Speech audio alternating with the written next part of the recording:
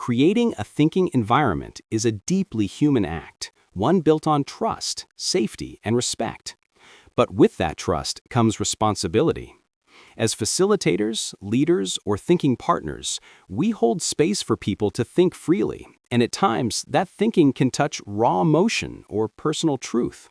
That's why clarity around ethics and boundaries is essential.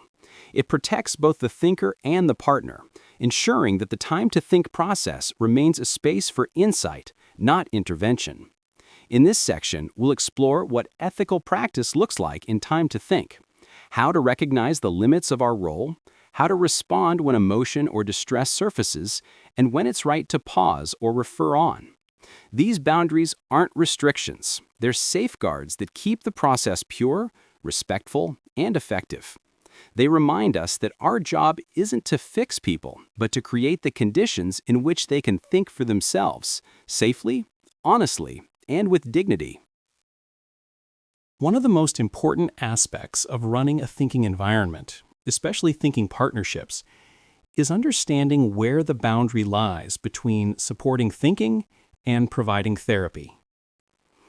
A thinking partnership is not counseling or psychotherapy. Its purpose is to help someone think clearly and independently, not to explore, diagnose, or treat emotional or psychological trauma. As a thinking partner, your role is to offer attention, presence, and incisive questions that release the thinker's best reasoning. You are not responsible for emotional resolution or for managing their well-being beyond that thinking space. Occasionally, during deep thinking, emotions may surface. Tears, frustration, or vulnerability are normal and can be part of healthy reflection. In those moments, hold steady attention and ease. Don't rush to fix, comfort, or change the emotion. Simply give it space. However, if distress becomes intense or sustained, or if the thinker begins to recount experiences of trauma, harm, or emotional pain beyond the scope of workplace reflection, that's the time to pause and refer on. You might say gently, "I sense that what's coming up here may need more support than we can offer in this kind of session.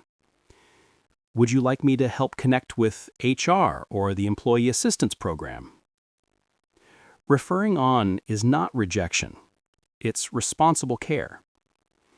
It respects both the thinker's well-being and your ethical boundary. Always maintain confidentiality, unless the thinker discloses information suggesting harm to themselves or others, in which case it's appropriate to seek professional guidance. Above all, remember, the purpose of a thinking environment is empowerment, not intervention. We're not here to solve people's emotional pain. We're here to create the conditions where they can think clearly about what matters and to know when to connect them with additional support if they need it. Holding these boundaries firmly and compassionately protects everyone involved, and it keeps the integrity of the thinking environment strong. Let's talk about the practical side, how to know when to pause or refer on. Most thinking partnership sessions are emotional in a healthy way. People may cry briefly, reflect deeply, or feel lighter after releasing tension. That's normal, and it belongs in the process. But there are clear signals that tell you when something goes beyond that healthy range. For example, prolonged or escalating distress, dissociation, panic, or descriptions of trauma. When you sense this, the first step is simply to pause the process. You might say, "Let's take a short break," or "This feels important. Would you like to stop here for now?" If appropriate, gently signpost them to professional help. "It sounds like this may need some additional support. Would you like me to help you connect with HR or the EAP?"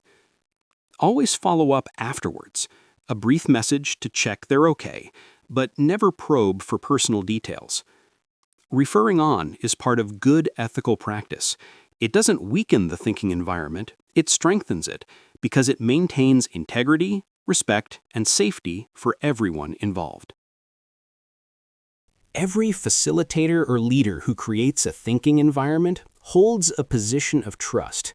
That trust depends on clear ethics and defined boundaries.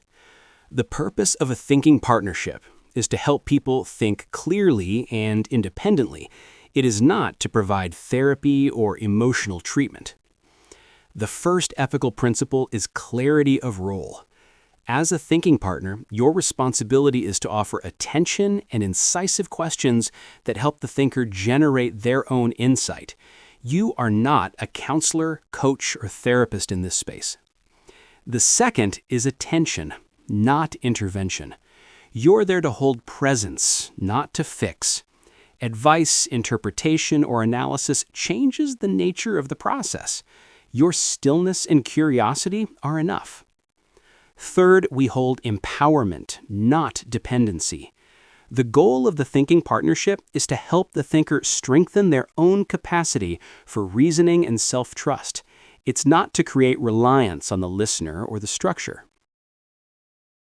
The fourth principle is confidentiality with care. Everything shared in a thinking environment remains private unless there is a clear risk of harm to self or others. In those rare cases, your ethical responsibility shifts towards safety, and that means signposting to professional help. The fifth principle is respect for emotional truth. Feelings are welcome, but they are not the focus of treatment. We allow emotion to appear and settle naturally without probing or analyzing it. The sixth is knowing your limits. Good facilitation includes the courage to stop when the work goes beyond your remit. And finally, the seventh principle, model ease and compassion.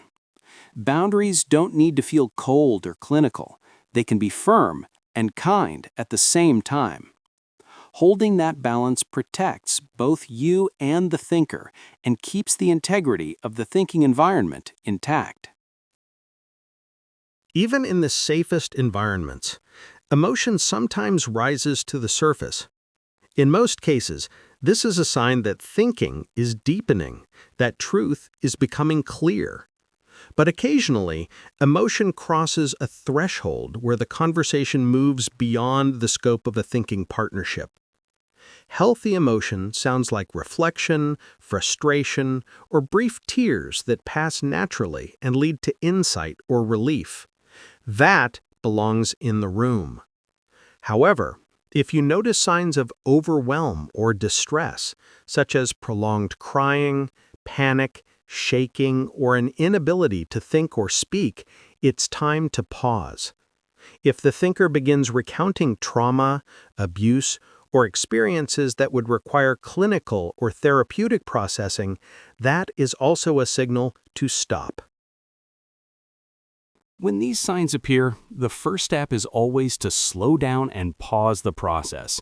You might say, let's take a short break, or this feels important, but perhaps we can stop here for now. Never probe for more detail or try to comfort through advice. That moves you into a role you're not trained to hold. Instead, keep your attention gentle and your tone calm. Once the space feels steady, you can offer referral language such as, would it help if I connected you with HR or the Employee Assistance Program? Finally, follow up later with a brief, caring message to ensure they have support, but do not ask for details. Remember, your ethical duty is to preserve both safety and clarity. Pausing or referring on isn't failure, it's responsible practice. It honors the person, the process, and your professional boundaries. Referring on is a natural and ethical part of the facilitator's role. It's not rejection, it's respect. When you sense that the topic or emotion has moved beyond what you can safely hold, pause and acknowledge what's happening. Use clear, gentle language. You might say, "It sounds like what's coming up for you might need more support than we can offer here." Or, "Would it be helpful if I helped you connect with HR or the EAP for some extra support?" The key is to communicate care without crossing into emotional management. You're not analyzing or diagnosing, you're recognizing that another professional may be better equipped to help. After the session, follow up briefly. A short message such as, "I just wanted to check you're okay and that you have someone to talk to." Keep it light and don't ask for personal updates. If the thinker has disclosed any risk of harm to themselves or others, your responsibility shifts from confidentiality to safety. In that case, alert HR, safeguarding, or the appropriate line of escalation. You may record that a referral was suggested, but never document personal content or details. This boundary protects both you and the thinker. It ensures that your role remains that of a thinking partner, someone who creates the conditions for thought, not someone who carries the weight of emotional care. Let's close this section by reinforcing the difference between a thinking partnership and therapy. It's an easy distinction to lose sight of because both spaces involve deep listening and trust, but their purposes are entirely different. In a thinking partnership, the focus is on clarity, reasoning, and decision-making. The goal is to help the thinker generate independent thought, not to resolve emotional wounds. In therapy or counseling, the focus is emotional healing. The therapist explores history, patterns, and trauma to support recovery. The thinking partner is an equal in thinking, not a professional with clinical responsibility. You use attention and questions to ignite insight. The therapist, by contrast, uses diagnostic or interpretive methods to guide healing. The outcome of a thinking partnership is empowerment. The thinker leaves with clarity and agency. The outcome of therapy is integration. The client leaves with emotional resolution and recovery. Both are valuable. Both serve human well-being. But it's vital that we know which one we're offering. Keeping this distinction clear protects the credibility of the thinking environment and ensures that everyone involved remains safe, respected, and supported in the right way. Thank you for watching this section on ethics and boundaries in a thinking environment. We look forward to seeing you in the next section.